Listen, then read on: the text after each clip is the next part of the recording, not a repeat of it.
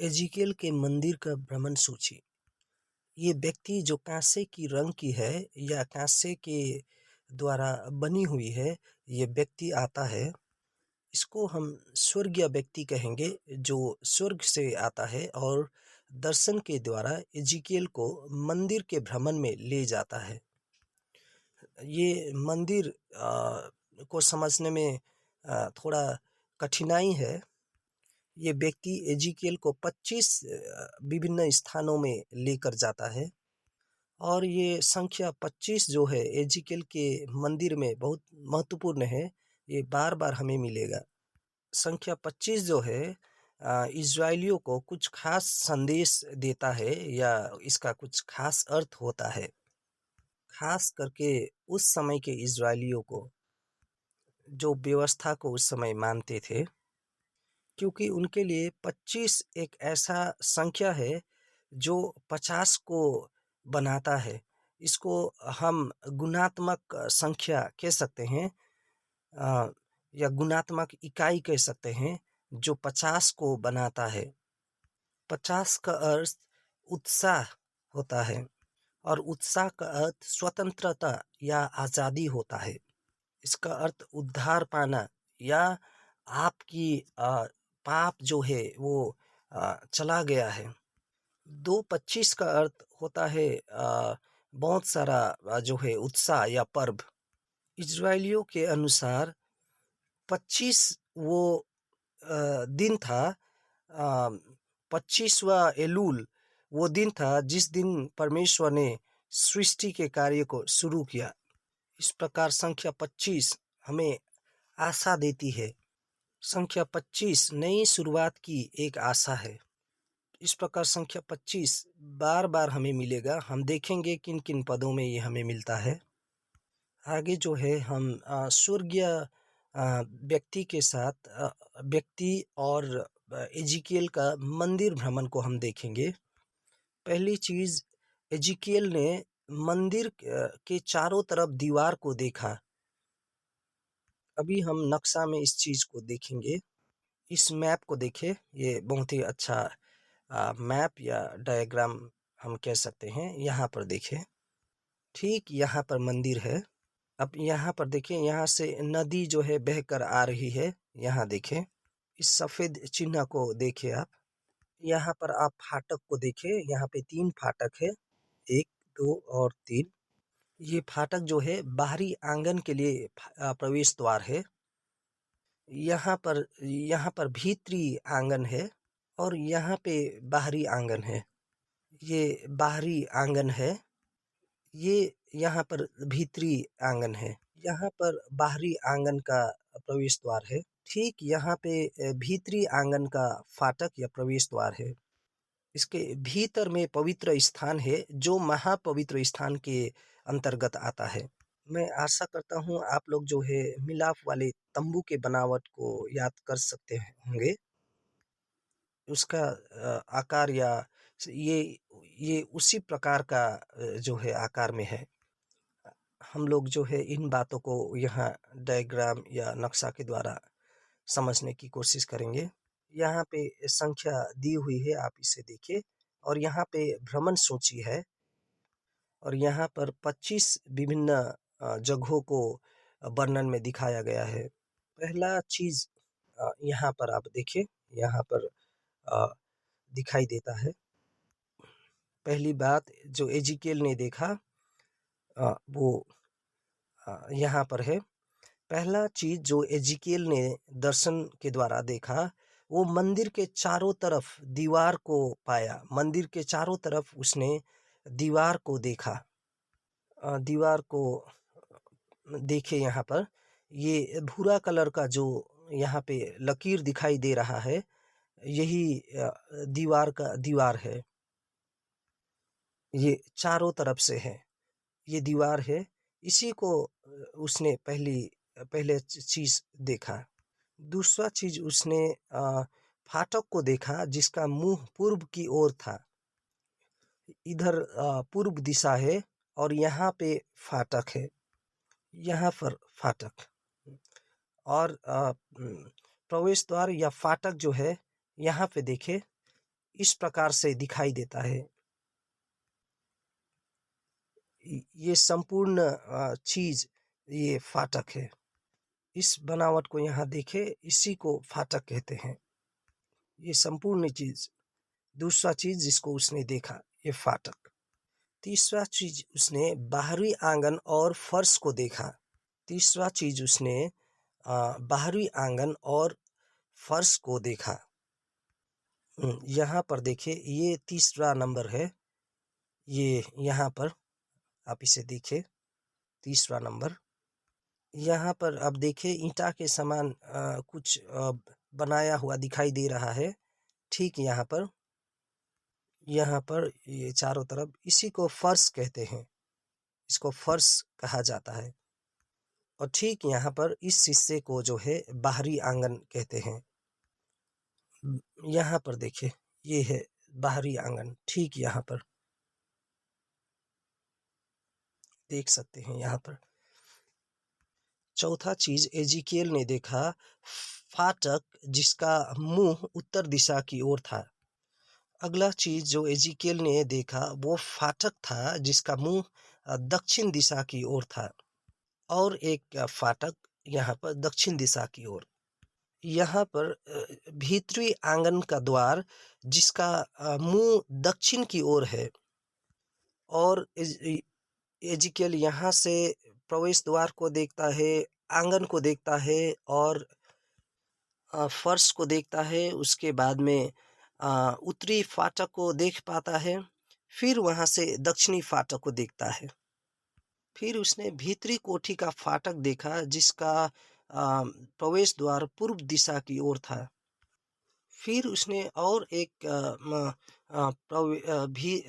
कोठरी का प्रवेश द्वार देखा जिसका मुंह जो है पश्चिम की ओर था। नवीं चीज उसने देखा वो एक कोठरी है जिसमें बलिदान की हुई चीजों को, बलिदान के चीजों को साफ किया जाता था। मंदिर के अंदर ले जाने से पहले ये कोठरी में ले जाकर साफ करते हैं। अगला चीज एजिकियल ने उन कोठरियों को देखा जहां पर संत लोग रहकर मंदिर की सेवा टहल करते थे और जहां पर रहकर संत लोग जो है वेदी की सेवा किया करते थे। और यहाँ पर याजकों के लिए कोठरी है। फाटक मंदिर के ओसरा में, मंदिर ठीक यहाँ पर है और मंदिर के लिए फाटक यहाँ पर बनी हुई है। मंदिर के लिए फाटक यहाँ पर है। यहाँ पर ओसरा है यहाँ पर, और इस ओसरे से फाटक है, प्रवेश द्वार। 12वीं चीज पवित्र स्थान और अति पवित्र स्थान। पवित्र और अति पवित्र स्थान ये ठीक यहाँ पर है। मंदिर की चारों ओर की कोठरियाँ और उसके बीच बीच में 20 हाथ की खाली जगह। नक्शा में यहाँ पर देखें, ठीक यहाँ पर ये सारी जो है बाहरी कोठरियाँ है। मंदिर के किनारे की कोठरियाँ। मंदिर कहने का अर्थ ये पवित्र स्थान और अति पवित्र स्थान को दर्शाता है। और बाहरी कोठरियाँ यहाँ पर है।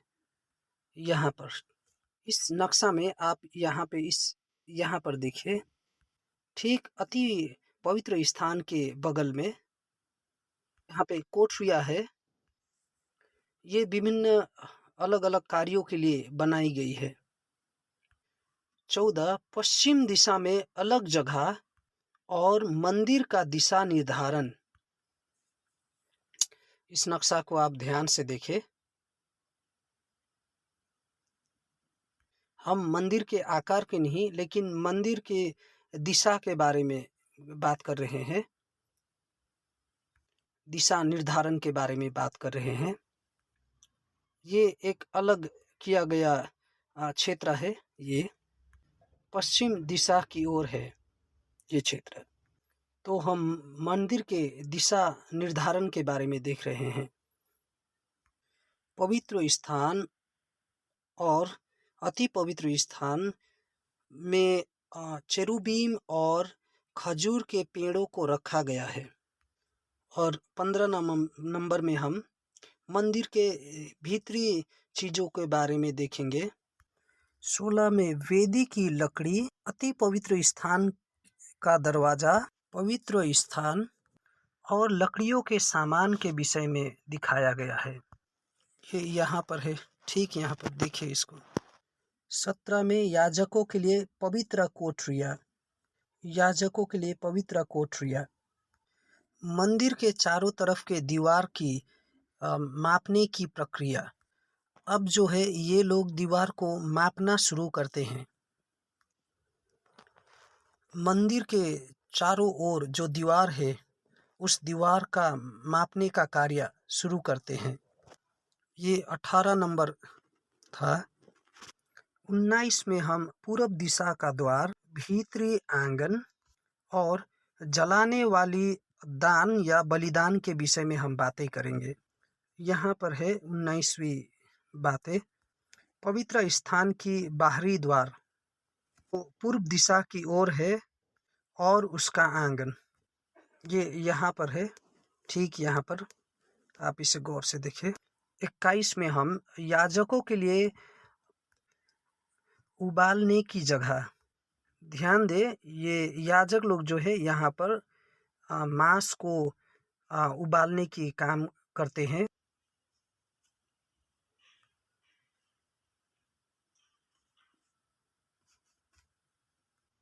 ठीक यहाँ पर है, ध्यान से देखें। दाहिना साइड में नीचे कोना में देखें। दूसरा है, अगला जो है लोगों के लिए बलिदान करने की जगह।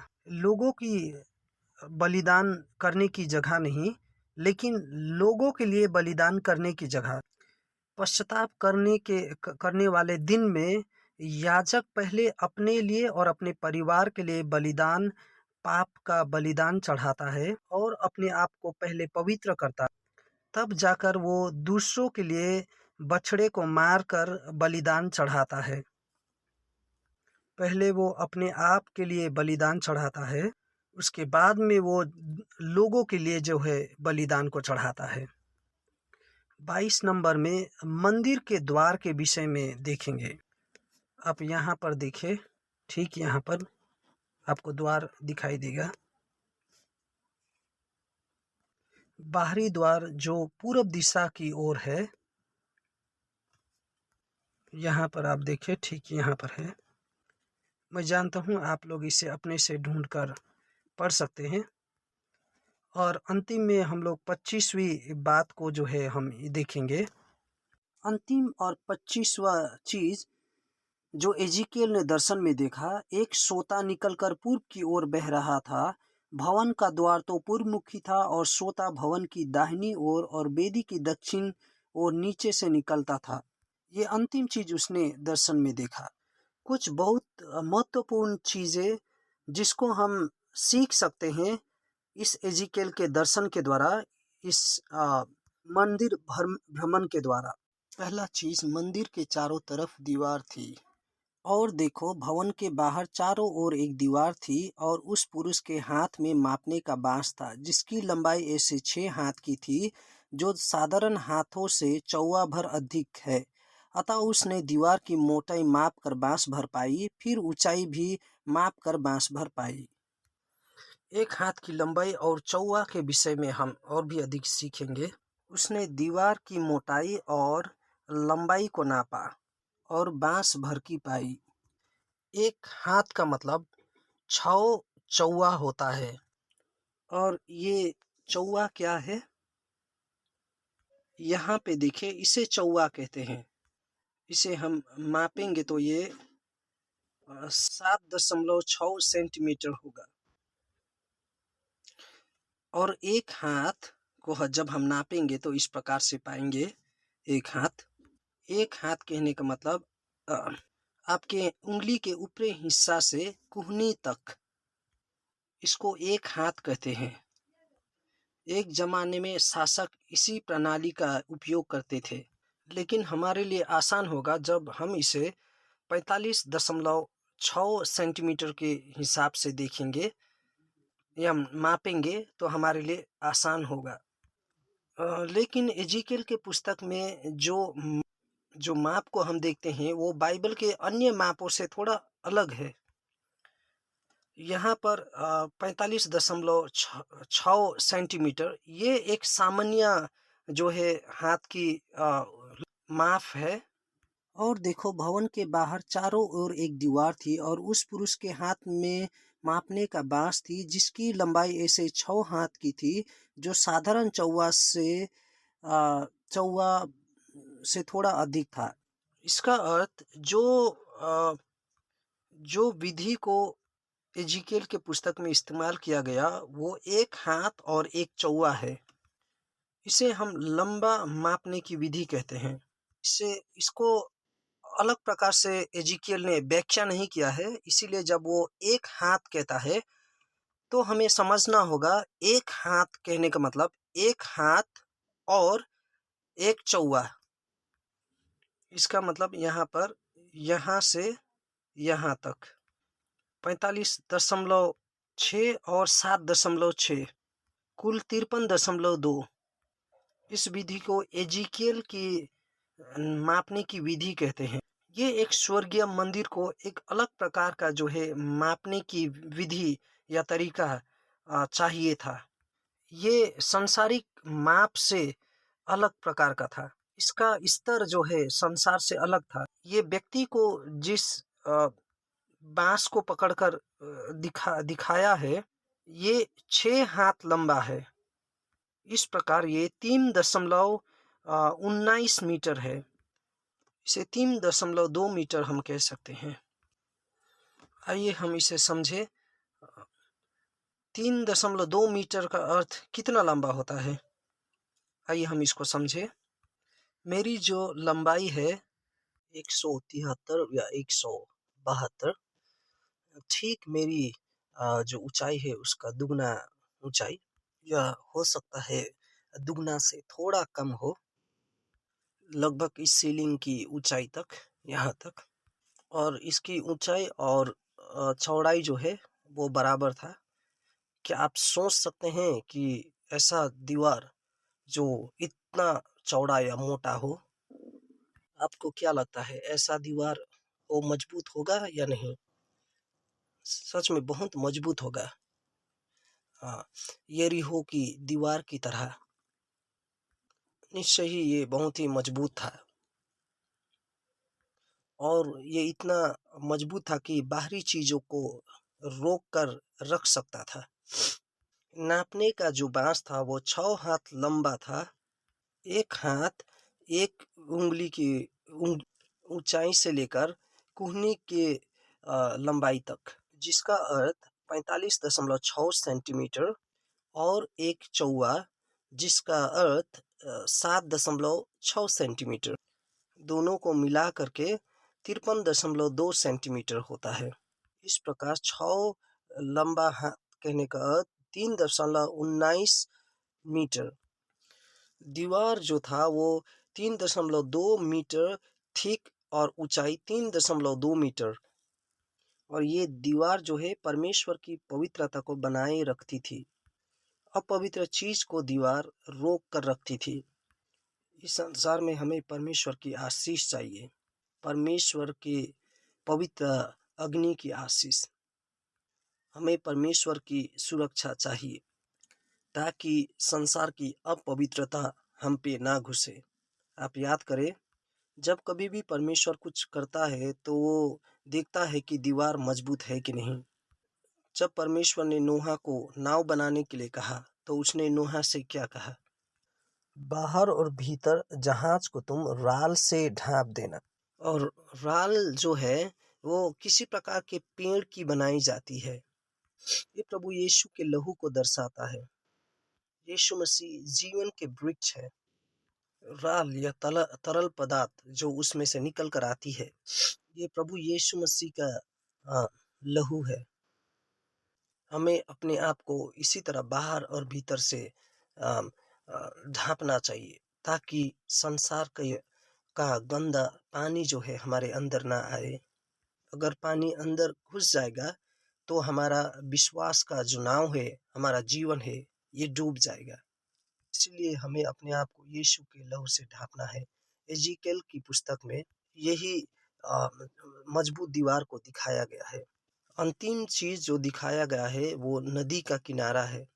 एजीकेल का पुस्तक 47 का 6, उसने मुझसे कहा, हे मनुष्य के संतान, क्या तूने यह देखा? तब उसने मुझे नदी के किनारे किनारे लौटा कर पहुंचा दिया।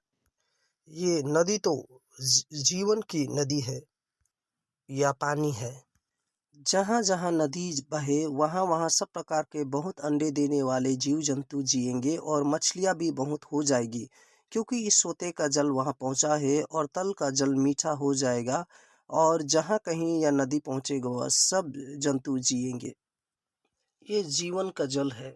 एक चीज़ को मैंने बताना भूल गया, जब कभी भी आप पढ़ते हैं खास करके मंदिर के विषय में बाइबल में, ये मंदिर जो है, जब हम इसके विषय में पढ़ते हैं, पहला चीज़ मंदिर यीशु मसीह को दर्शाता है। मंदिर यीशु मसीह को दिखाता है या बताता है। मैं उन सारी बातों का व्याख्या नहीं करता जिसको दर्शन में एजीकियल ने देखा था। वो सारी बातें जिसको एजीकियल ने देखा, वो यीशु के आने वाले समय के विषय में किसी न किसी तरह बतलाता है। यीशु ने कहा कि मैं जो है सचमुच का मंदिर हूँ। ये सारी मंदिर तो यीशु मसीह का छाया था। जब हम इसे आगे और भी देखेंगे तो प्रेरित पौलुस 3 का 16 में इस प्रकार से कहता है, और 6 का 19 में, कि आपका शरीर और मेरा शरीर पवित्र आत्मा का मंदिर है करके पौलुस कहता है। और ये मंदिर तो हमारे लिए एक आत्मिकी नक्शा है या ब्लूप्रिंट है, जिसमें आकर के परमेश्वर रहते हैं, ताकि हम सब विश्वास से मिलकर परमेश्वर के लिए एक भवन बन सके, और व्यक्तिगत रूप में भी हम परमेश्वर के लिए तैयार हो सके, और हम सब मिलकर परमेश्वर का मंदिर बन सके। इसलिए हमारे पास भी एक ऐसा दीवार होना चाहिए जो गंदी चीज़ों को, अपवित्र चीज़ों को हमारे जीवन में आने से रोक सके। ये जो दीवार है वो जो बाहर जाने वाली चीज़ों को नहीं रोकेगा, जैसे का प्रभु का वचन, परमेश्वर की बातें, इसको बाहर जाना है, इसको ये नहीं रोकेगा। हम अपने आप को रोक के या बंद करके ना रखें, ताकि हम बाहर ना जा सके और अंदर ना आ सके, ऐसा ना करें। हम अपने आप को बंद करके ना रखें, अपवित्र चीज़ों को अंदर आने से हमें रोकना है, और साथ-साथ में अच्छी चीज़ों को हमें बाहर देने की दरकार है। आप अपने आप से पूछें कि क्या चीज़ है आपसे अधिकतर निकलती है? आइए पहले हम अपने में से जो चीज़ बाहर निकलती है, हम उसके बारे में देखें।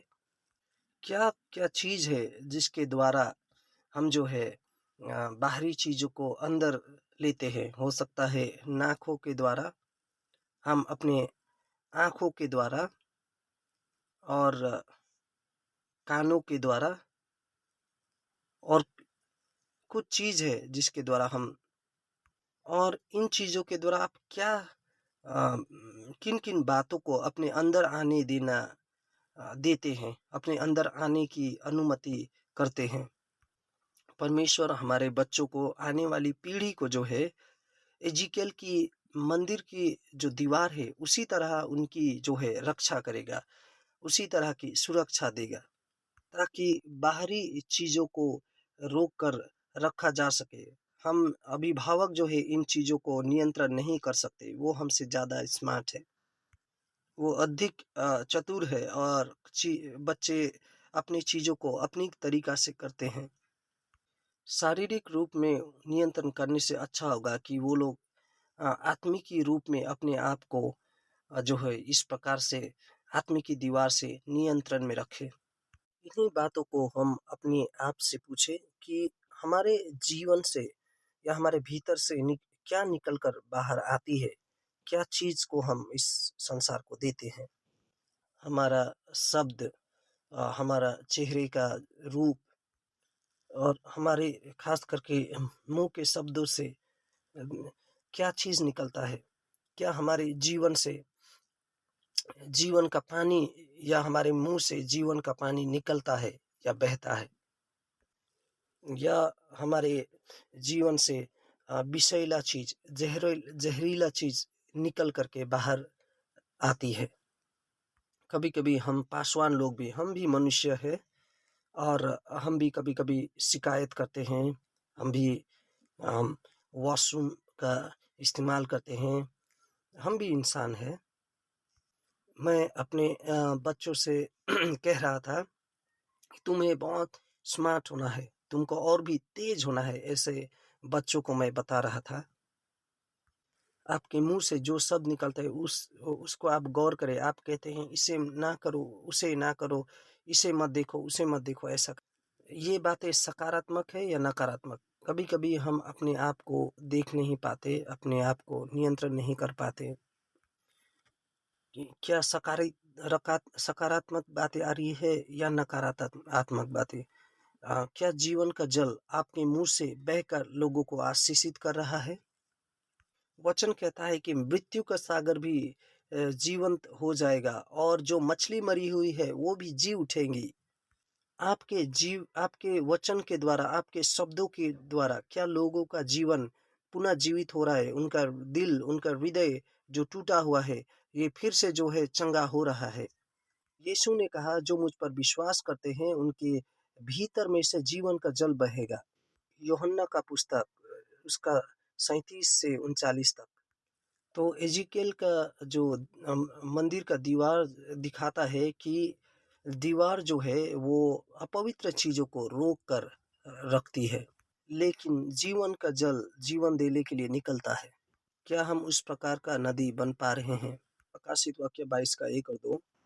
फिर उसने मुझे बिल्लोर की सी झलकती हुई जीवन के जल की नदी को दिखाई जो परमेश्वर के मेमने के सिंहासन से निकलकर उस नगर की सड़क के बीचों बीच बहती थी। नदी के इस पार और उस पार जीवन का वृक्ष था जिसमें 12 प्रकार के फल लगते थे और हर महीने फल लगता था और उस वृक्ष के पत्तों से जाति जाति के लोग चंगे होते थे। इस जीवन के जल को यीशु ने हमारे लिए लाया। मैंने इसको बताया था पहले भी। मैंने पहले भी कहा था कि यूहन्ना की पुस्तक में कहता है कि जो जल मैं तुम्हें दूँगा उसे पीने के बाद अब तुम कभी प्यासे ना होगी। और यूहन्ना रचित सुसमाचार 7 का 37, 38 और 39। और जो जल के विषय में यहाँ यीशु कहता है वो पवित्र आत्मा है। जीवन का जल जो है वो पवित्र स्थान से निकलना शुरू होता है। हम जीवन के जल को बना नहीं सकते अपने भीतर, लेकिन वो तो परमेश्वर के भवन से, परमेश्वर के सिंहासन में से जीवन का जल निकल कर के आता है। एजिकेल का पुस्तक 47 का 12। नदी के दोनों किनारों पर भांति-भांति के खाने योग्य फलदायी वृक्ष उग जाएंगे, जिसके पत्ते कभी ना मुरझाएंगे और ना फल भी कभी बंद होगा, क्योंकि ये नदी का जल पवित्र स्थान से निकलता है। उसमें महीने-महीने नए-नए फल लगेंगे, उनके फल तो खाने और पत्ते औषधि के काम आएंगे। घर के दाहिने ओर हम देखेंगे, दाहिना ओर नक्शा में हम देखेंगे। कल हम इसके बारे में और बात करेंगे। और दाहिना ओर यहाँ पर देखिए, मिलाप वाले तंबू तंबू के अनुसार क्या चीज़ को यहाँ पे होना है या रहना है। पानी का जो बेसिन है उसको यहाँ रहना था, पानी का बेसिन रहता है। लेकिन इस मंदिर में पानी का जो बेसिन जो है वो नहीं है। उसकी जगह में जो है पानी जो है जीवन का जल बह रहा है। कल हम देखेंगे क्या-क्या चीज़ और नहीं है। कुछ बातें कठिन है, लेकिन कल जो है हम क्या शिक्षा पाते हैं इन बातों से, उन चीज़ों को हम गौर करेंगे। प्रकाशित वाक्य 21 कहता है कि जीवन का जल जो बहुत ही पवित्र है वो परमेश्वर के भवन से, परमेश्वर के सिंहासन से निकल कर बहता है। जीवन जल ये परमेश्वर के सिंहासन से या परमेश्वर के भवन से निकल कर के आती है। जीवन का जल वेदी के दक्षिणी दिशा से निकल कर आती है। एक बार नक्शा में आप देखें, ये वेदी है और ये दक्षिणी दिशा में है। मैं घमंड नहीं कर रहा, लेकिन फिर भी मैं बताना चाहता हूँ कि मैंने बहुत सारी अध्ययन को एजिकियल के मंदिर के विषय में किया है, ताकि इसे मैं बेहतर समझ सकूं। फिर भी अभी भी कुछ चीज़ें हैं मैं समझ नहीं पाता हूँ, कुछ बातें हैं। मैंने कोई भी किताब में या कोई भी एजिकियल के संबंधित लेख में मैंने इस प्रकार जो है चित्र को या नक्शा को इतना अच्छा नहीं पाया जैसे कि यहाँ पर है अभी। तो ये जो नक्शा है आपके पास, ये बहुत ही उपयोगी और बहुत ही अच्छा है। बहुत सारे विद्वानों के पास, बाइबल की जानकारी रखने वालों के पास ये नक्शा नहीं है। मैं रेवरेंड पार्क को धन्यवाद देता हूँ इसके लिए। आप मुझे इस नक्शा में से हर वचन को पढ़ के हर चीज़ों को आप वर्णन करने के लिए कहेंगे, तो ये कठिन है। हम में से बहुत सारे लोग इसको नहीं कर पाएंगे। कभी-कभी हमें जो है समझ में नहीं आएगा बहुत सारी चीज़ों को, जब हम नक्शा में देखते हैं, तो भी हमें इसे पढ़ना चाहिए, इसे देखना चाहिए, ताकि जो है हम इससे परिचित रह सके या परिचित हो जाए। और जो बातें हम नहीं समझेंगे, हम पवित्र आत्मा के हाथों में दे देंगे, सौंपेंगे कि वो हमें इन बातों को सिखाए और दिखाए। आप कुछ पूछ रहे हैं, हम इसके बारे में बात करेंगे जब समय रहेगा।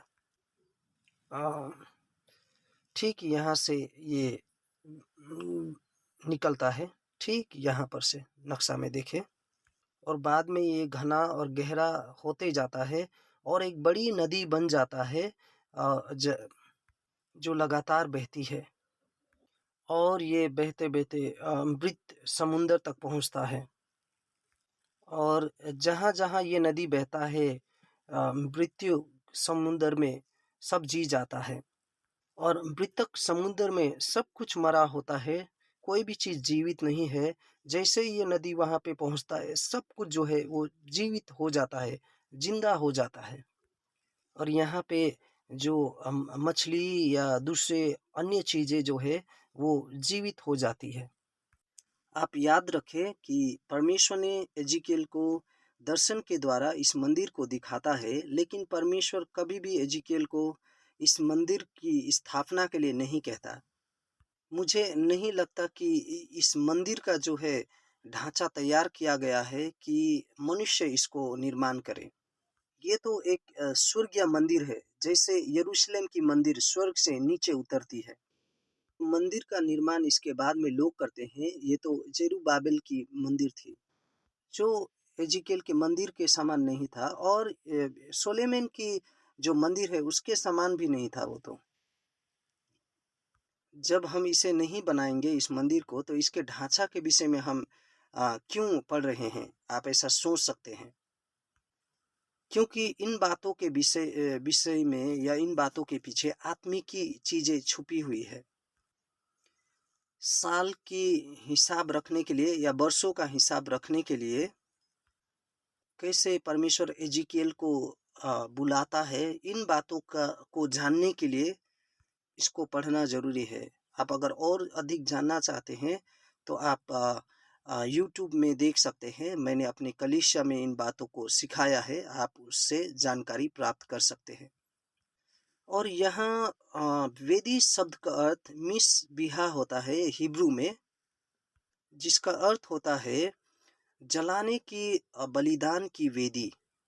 जहाँ पर बलिदान चढ़ाया जाता है वो यीशु मसीह के क्रूस को दर्शाता है, क्रूस का लहू से सना हुआ सुसमाचार। वचन जो है वो जीवन के जल के समान है, जो मरी हुई समुद्र जैसे इस संसार को जीवित कर देता है। यीशु ने कहा, मैं जीवन का जल हूँ। उसके जीवन से क्या बहकर निकला? लहू उसके शरीर से बहकर निकला। वही जो है जीवन का जल बन जाता है और लगातार बहते बहते रहता है। क्या आपकी कलीसिया में, क्या आपके घर में ये जल बह रहा है। हम तो मृतक समुद्र के समान है, इसीलिए हमारे भीतर ये जल का बहना जरूरी है।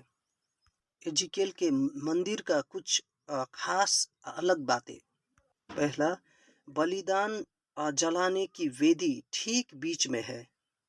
मिलाप वाले तंबू में ये चीज जो है बीच में नहीं थी, वो तो यहाँ पर थी, नक्शा में देखे।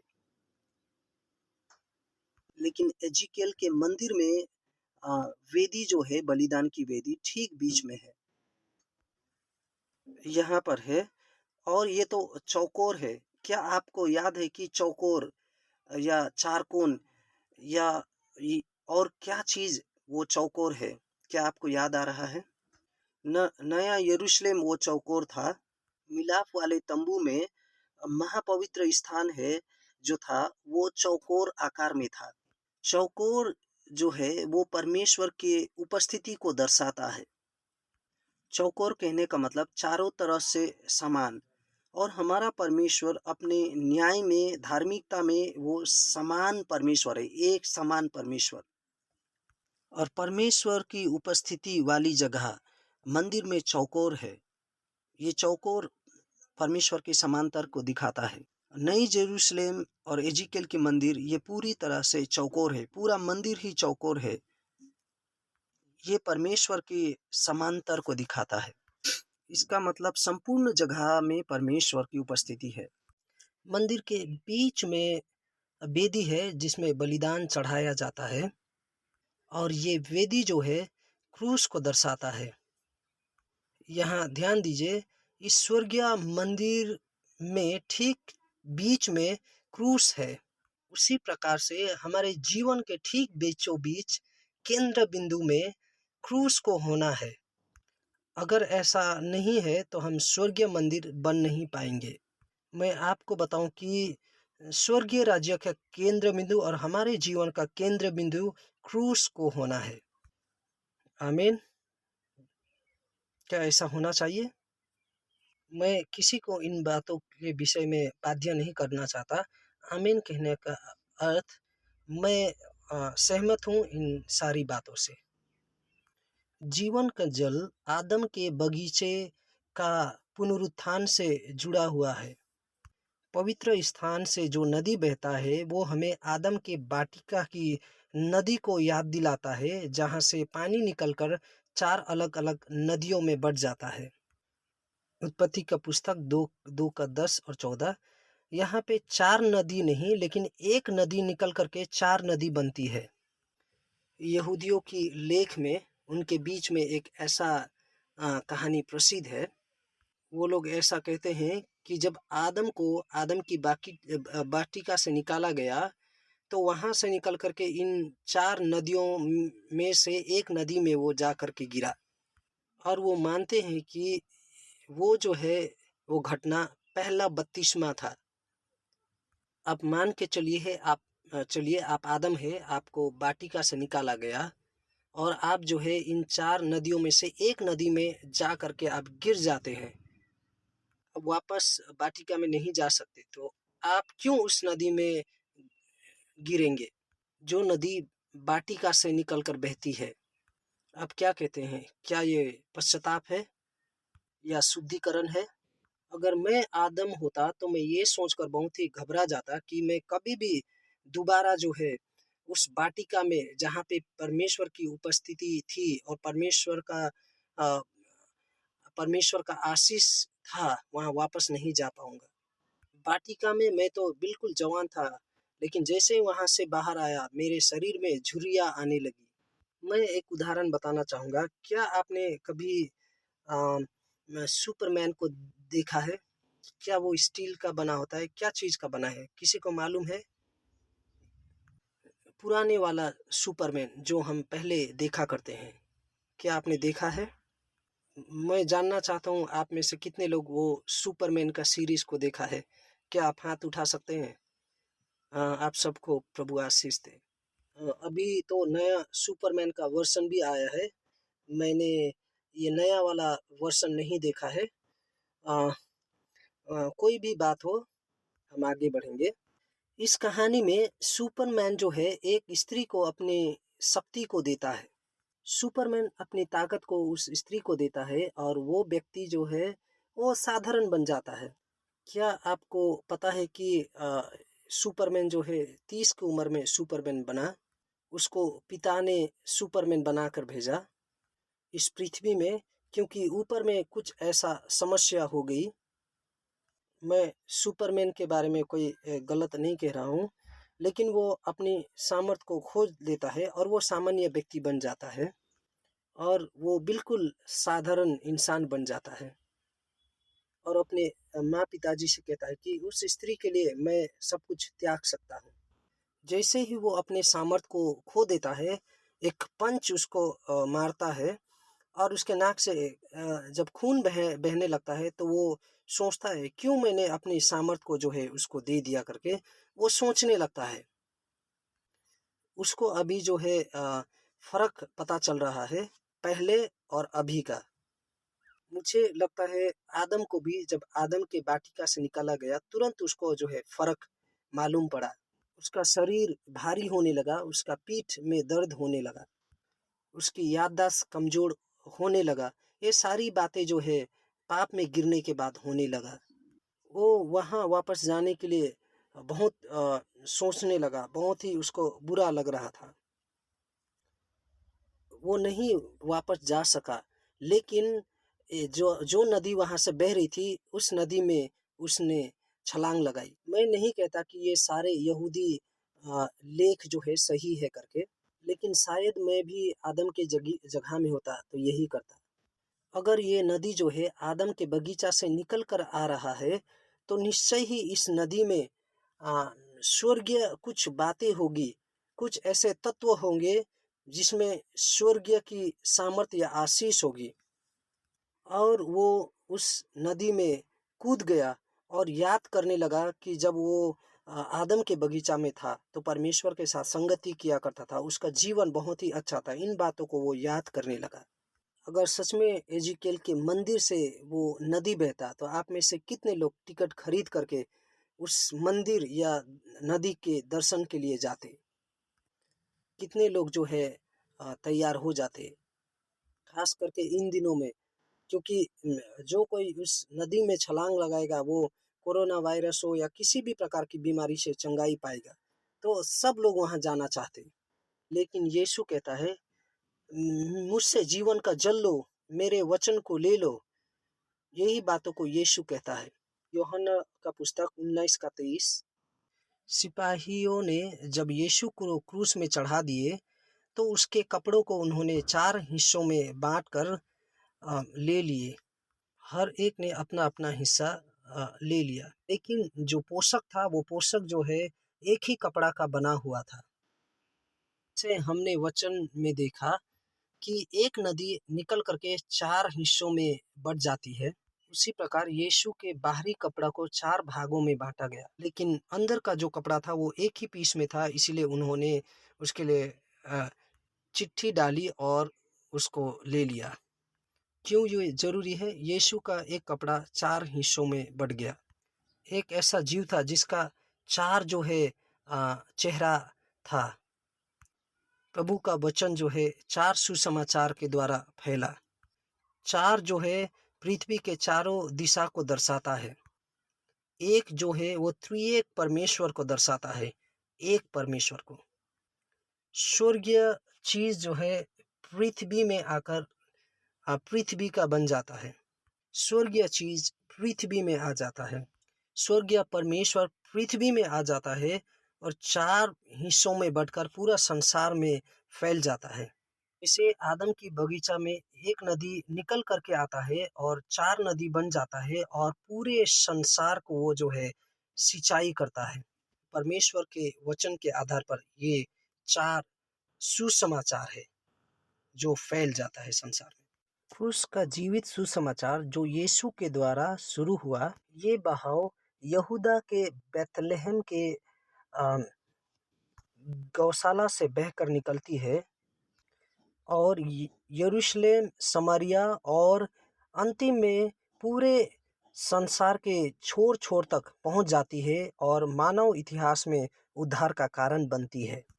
मीका 5:2 हे बेथलेहेम एप्राता, यदि तू एक छोटा है कि यहूदा के हजारों में गिना नहीं जाता, तो भी तुझ में से मेरे लिए एक पुरुष निकलेगा जो इज़राइलियों में प्रभुता करने वाला होगा, और उसका निकलना प्राचीन काल से वरन अनादि काल से होता आया है।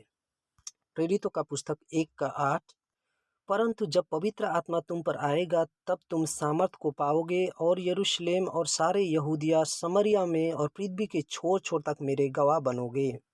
हम लोग 4 भाग है जिसको पूरे संसार में फैलना है, और अंत में एक आएगा और हमें एकजुट करेगा। अंतिम दिनों का जीवन जल बहुत ही छोटा शुरुआत होगा, धीरे से शुरू होगा और पूरे संसार में फैल जाएगा। यीशु मसीह एक छोटा सा मेमने के रूप में आया और पूरे संसार में जो है ये फैल गया। एजिकेल का पुस्तक 47:2। तब वह मुझे उत्तर के फाटक से होकर बाहर ले गया और बाहर से घुमाकर बाहरी अर्थात पूरब मुखी फाटक के पास पहुंचा दिया, और दक्षिण की ओर से जल पसीज कर बह रहा था। बह रहा था कहने का अर्थ हिब्रू में पक्खा होता है, जिसका अर्थ बहना होता है। इसका अर्थ होता है छोटा बहाव। आपकी ताकत या सामर्थ या आपकी मंडली हो सकता है अभी छोटा है, उसमें जब पवित्र आत्मा उत्साहित करेगा और पवित्र आत्मा चलाएगा तो वो पूरा संसार में जो है फैल जाएगा। इसीलिए ना डरे। आपके पास संसाधन कम हो, आप ज़्यादा ताकतवर नहीं है, तो भी आप ना डरे। अब यीशु के सुसमाचार को प्रचार करते रहे। छोटा सा बहाव ये धीरे धीरे फैल जाएगा और बहुत सारे लोगों को जो है जीवन देगा। प्रकाशित वाक्य 10:10 और 11। अतः मैं वह छोटी पुस्तक उस स्वर्गदूत से हाथ से लेकर खाया। वह मेरे मुंह में मधु सी मीठी तो लगी, पर जब मैंने उसे खाया तो मेरा पेट कड़वा हो गया। कभी कभी प्रभु का वचन हमारे कानों के लिए अच्छा लगता है, मधुर या मीठा होता है, लेकिन जब व्यक्तिगत रूप में इसे हम व्यवहार करना शुरू करते हैं तो हमारे लिए कठिन हो जाता है। कभी कभी वचन के कारण हमारे जीवन को हमें बदलना पड़ता है। हो सकता है कुछ दोस्त को आप खो देंगे, आपकी प्रसिद्धता खो जाएगा, आपको लगेगा आपका जीवन सीमित हो गया है, ये तो कड़वापन है, आपको ये महसूस हो रहा है। लेकिन जब हम वचन को कड़वा होने के बावजूद भी हम उसे निगल जाते हैं और उसे पचाने की कोशिश करते हैं, और जिन्होंने वचन को खाया है कड़वा होने के बावजूद भी, वो अभी भविष्यवाणी करेंगे। जितनों ने प्रभु के वचन को ग्रहण किया है, अब उनको जो है भविष्यवाणी करना है लोगों के लिए। प्रकाशित वाक्य का 11 अध्याय में प्रेरित यूहन्ना, जिसने इस किताब को खाया, वो अचानक से जो है 2 गवाह बन जाता है अंतिम दिनों के लिए। हमें उस छोटी सी किताब को खाना है, उसे चखना है। ग्रीक में छोटी सी किताब को बिब्लियोन कहते हैं, और फ्रेंच भाषा में पेटिट और पेटिट या पेटिट कहते हैं, और स्पेनिश भाषा में एर्मानीतो कहते हैं। एर्मानीतो अर्थ सब चीज़ों को छोटा बनाता है। पैठित का अर्थ होता है सबको छोटा करना, छोटा भाई, छोटी चीज़ें। ग्रीक में बिब्लियोस का अर्थ किताब होता है। जैसे कि हम बाइबल को जब हम अनुवाद करते हैं तो बाइबल को हम बिब्लियोस कहते हैं, लेकिन बिब्लारियोन कहने का अर्थ छोटी किताब होता है, बहुत ही छोटा, जिसका कोई महत्व नहीं है, छोटी किताब। बहुत सारे लोग इस संसार में, उनके लिए ये शिक्षा बहुत छोटी है। वो आपको जो है पागल कहेंगे। ये पागल लोग एजिकेल के मंदिर में क्या पढ़ रहे हैं, क्या चीज़ को सीख रहे हैं, ऐसा कहते हैं। इससे तो पैसा या नाम या शोहरत नहीं मिलेगा, लेकिन अंतिम दिनों में यही चीज़ जो है बहुत ही ज़्यादा बहुमूल्य और बहुत ही ज़्यादा उत्तम चीज़ बन जाएगा। अंतिम में वचन का जीवन जल जो है पूरे संसार में मंदिर से बाहर फैलना है। मत्ती रची सुसमाचार 28 का 18 और 20 और मत्ती रची सुसमाचार 24 का 14, जिसको हमने पहले भी पढ़ा है। राज्य के सुसमाचार को पहले पूरे संसार में प्रचार किया जाना है। उसके बाद में जो है अंतिम समय आएगा,